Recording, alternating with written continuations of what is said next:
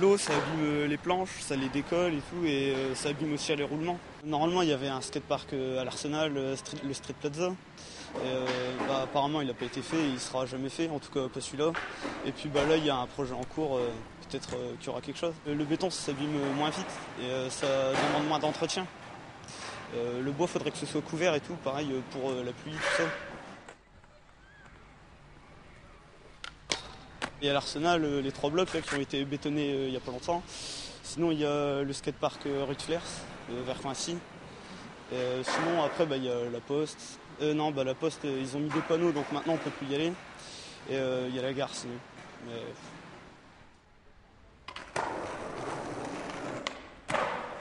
Au travers de l'association ABC Skatepark, on a essayé de remédier à ce manquement en démarchant les mairies, en les renseignant sur les différents types de disciplines et l'intérêt d'avoir un bowl pour toutes les pratiques de glisse urbaine, aussi bien le skate que le roller ou le BMX. Alors un bowl, c'est une espèce de grande piscine mais typée californienne avec beaucoup d'arrondis, un fond très peu plat et ce qu'on appelle des margelles de protection au bord. À partir du moment où l'élu a décidé de faire un skatepark en répondant à une demande des jeunes ou non, il va contacter un maître d'œuvre, donc c'est celui qui va dessiner le skatepark. Il a tout intérêt tout de même à choisir un maître d'œuvre qui a les qualifications d'architecte, même si en France il y en a très peu, mais aussi un architecte ou un maître d'œuvre skater, parce qu'il va avoir la sensibilité de la pratique, il va pouvoir répondre aux attentes des pratiquants.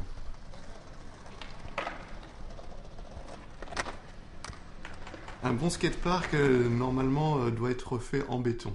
Voilà. Mais un béton modelé à la main et non pas préformé dans des moules.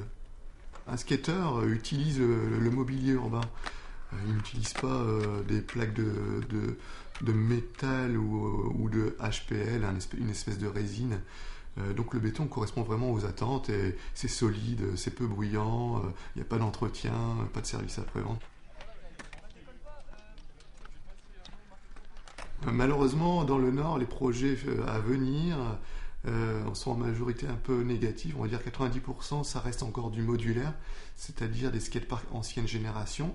Heureusement, il y a 2 projets qui se profilent, Douai et Maubeuge. A priori, 2 bons skateparks, un couvert et un outdoor de qualité.